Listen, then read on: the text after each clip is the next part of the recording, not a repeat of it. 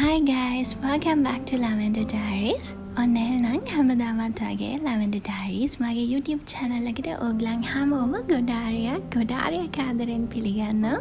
ඉතින් එහෙනම් vlog එක පටන් ගන්නකොටම කියනවා මේ vlog එක ඉවර වෙනකම්ම අනිවාර්යයෙන්ම බලන්න. මොකද මේක ඒ තරම් හරිම interesting.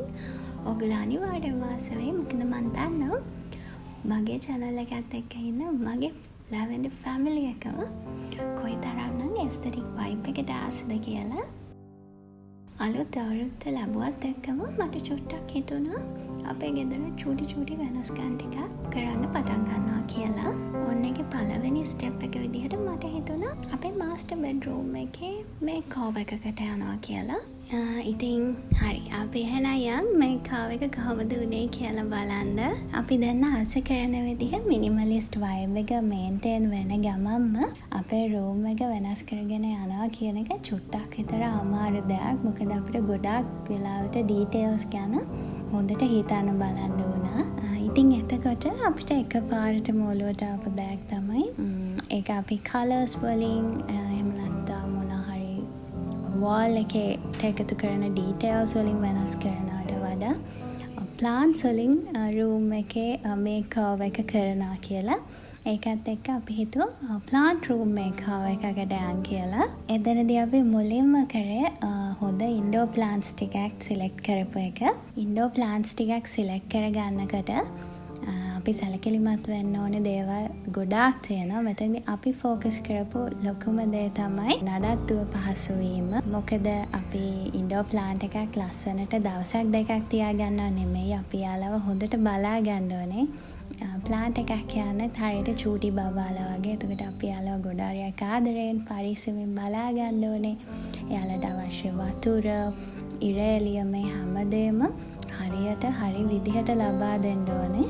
අපි අපේ මාස්ටර් බෙඩ්රූම් එකේ ප්ලාන්ට් මේකෝවර් එකට පික් කරපු ඉන්ඩෝර් ප්ලාන්ට්ස් උනේ garden pothos, Swiss cheese plant, ඊට අමතරව ඩ්‍රැසිනා, ලිවිස්ටෝනා මෙන්න මේ වගේ varieties කිහිපයක්. මෙතනදී මම විශේෂයෙන්ම කියන්න ඕනේ මේ garden pothos කියන plant එක ගැන. ඒක ඇත්තටම ගොඩාරියක් ප්‍රයෝජන තියෙන plant එකක්. ඒ වගේම නඩත්තුවත් හරිම පහසුයි සහ හරිම අඩු මුදලකට අපිට පළතවානකින් ලබා ගන්න පුළුවන් විදිහ plant එකක්. මේක ඇත්තටම හරිම හොඳ වායු පිරිසිදු කාරකයක්. එයා පියුරිෆිකේෂන් අතින් ගොඩාරියක්ම හොඳ විදිහ ප්ලාන්ට් එකක්. අපේ රූම් එකේ තිබුණු ස්ටෑන්ඩිං මිරර් එක ළඟ චුට්ටක් වෙනස් කරන්න හිතුවා. ඒකට පොඩි බොහෙමියන් වයිබ් එකක් එක්ක ඉන්ඩෝර් ප්ලාන්ට්ස් ටච් එකක් දෙන්න තමයි අපිට ඕනේ උනේ. ඒකත් එක්කම අපි හිතුවා අපිට ඒ වයිබ් එක හරිම ලස්සනට ගන්න පුළුවන් රැටන් බාස්කට්ස් ටිකක් පාවිච්චි කරොත්. ඉතින් අපි ඉන්ඩෝර් ප්ලාන්ට්ස් වලට රැටන් බාස්කට්ස් යූස් කරා. ඊට අමතරව රැටන් රග් එකක් පාවිච්චි කරලා එතන කෝසි විදිහට අපි හදාගත්තා. අපි ආස විදිහට.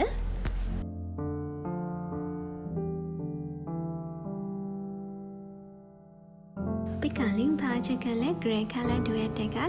හැබැයි අපි දැන් ගොඩාක් වෙලාට මේ ඉන්ඩෝර් ප්ලාන්ට්ස් පාවිච්චි කරනවා. ඒකත් එක්ක පොඩි earthy vibe එකක් දෙන්න ඕනේ හින්දා අපේ රූම් එකට අපි කල්පනා කරා අපේ බෙඩ් එකට linen white sheet එකක් පාවිච්චි කරනවා කියලා. ඊට පස්සේ අපේ pillow covers උත් white වලට මාරු වුණා grey වල ඉඳලා. සාමාන්‍යයෙන් රූම් මේකෝවර් එකක් කරනවා කියන්නේ එකපාරටම අපිට අයිඩියා එකක් ගන්න බෑ. ඒකේ හින්දා මමත් Pinterest එකේ ගොඩාක් වෙලා ස්පෙන්ඩ් කරා, ගොඩාක් ස්ක්‍රෝල් කරා, ඉන්ස්පිරේෂන්ස් ගොඩාරියක් හෙව්වා. ඔය විදිහට තමයි අපි මෙන්න මේ විදිහට රූම් මේකෝවර් එක කරමු. මෙන්න මේ වගේ ඩීටේල්ස් ටිකක් එකතු කරගෙන අපේ රූම් එක වෙනස් කරගමු කියන ෆයිනල් ඩිසිෂන් එකකට ආවේ.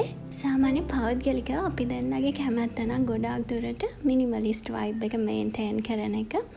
ඒක අපේ ගෙදරට, අපේ ගාඩන් එකට, ඒ හැම තැනදීම අපි ගොඩාක් දුරට ඇප්ලයි කරේ මිනිමලිස්ට් තීම් එකක්.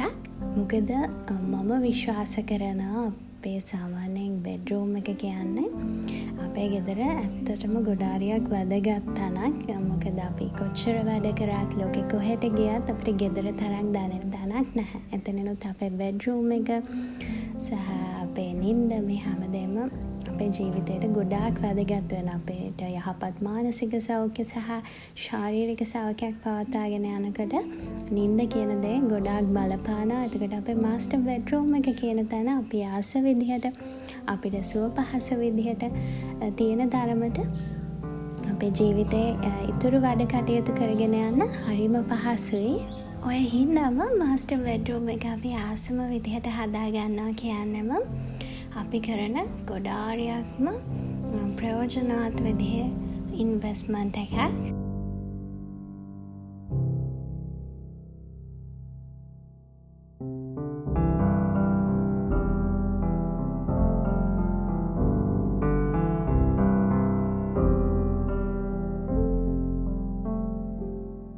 ඊට පස්සේ අපේ බෙඩ් එකට චූටි කෝසි අර්දි වයිබ් එකක් දෙන්න ඕනේ කියලා කල්පනා කරා. ඒකත් එක්ක අපි බෙඩ් කුෂන්ස් දෙකක් අරගෙන ඒවට කොළ පාටට හුරු, ඒ කියන්නේ ලා කොළ පාටට හුරු කුෂන් කවර් එකක් යූස් කරා. එතනදී අපි පාවිච්චි කරේ හරිම ප්ලෆි විදිහේ හරිම කම්ෆර්ටබල් කෝසි කුෂන් කවර්ස් දෙකක්.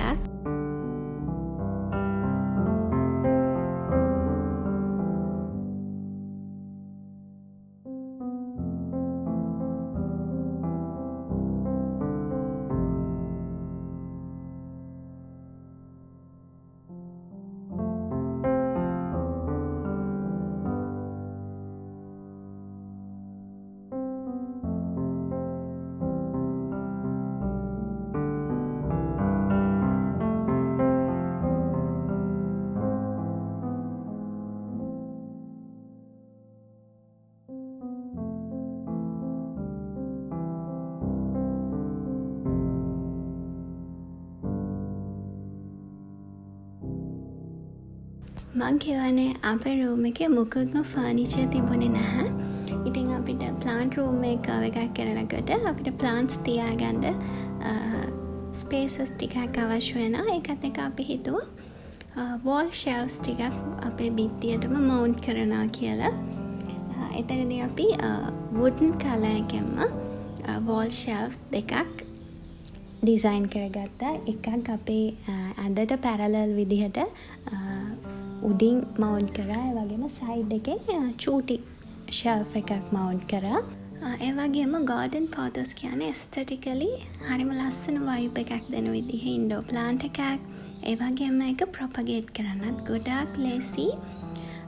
නිරෝගී පැලයක තියෙන චූටි කොටසක් අපි කපලා වතුර තියෙන මොකරි බෝටල් එකකට දැම්මත් ටික දවසක් යනකොට මුල් ඇවිල්ලා අපිට අලුතින් පැල ගන්න පුළුවන්. ඉතින් අපිට බෝ කරගන්නත් ගොඩාක් ලේසි, අපිට නඩත්තු කරන්නත් ලේසි, අපිට ලාභදායී මුදලකට පැලයක් පැල තවානකින් ලබා ගන්නත් පුළුවන්. ඉතින් ඒකත් එක්ක ඉන්ඩෝර් ප්ලාන්ට් ලවර්ස්ලට හොඳම විදිහේ රෙකමෙන්ඩේෂන් එකක් තමයි ගෝල්ඩන් පොතෝස් කියන්නේ.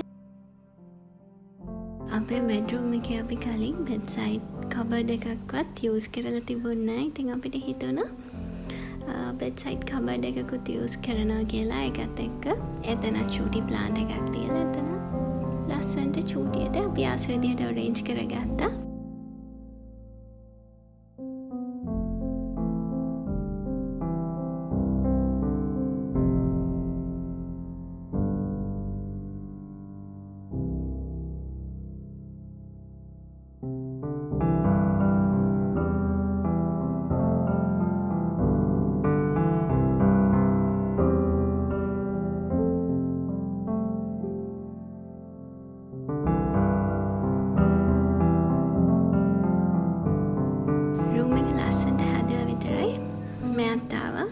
දැම්මම අපේ රටන් රග් එක අයිති කරගෙන ඉන්නේ. ඉතින් ඔන්න එහෙනම් එයාවත් අද අපේ බ්ලොග් එකෙන් ෆීචර් කරන්නම්. ඔන්න මේක තමයි අපේ රූම් එකේ ෆයිනල් ලුක් එක.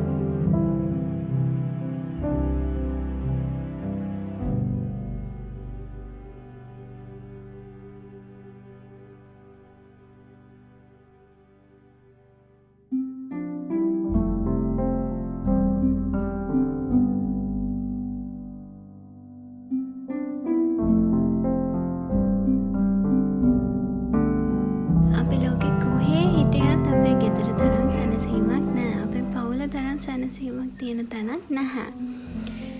ඉතින් එතනත් අපේ බෙඩ්රූම් එක කියන තැන හරිම සුවිශේෂී. ඉතින් අපේ මේ සිම්පල් රූම් එක ගැන ඔයගොල්ලෝ මොකද හිතන්නේ කියලා අනිවාර්යයෙන්ම කමෙන්ට් එකක් දාගෙන යන්න අමතක කරන්න එපා. මං හිතනවා හැමදාමත් වගේ ඔයගොල්ලන් මේ vlog එකත් හරිම ආසාවෙන් ආදරයෙන් enjoy කරන්න ඇති කියලා. එහෙනම් ලබන සතියේ තවත් ලස්සන aesthetic vlog එකකින් එනකන් ආදරයෙන් පරිස්සමෙන් සතුටින් එන්න. එහෙනම් ගිහින් එන්න.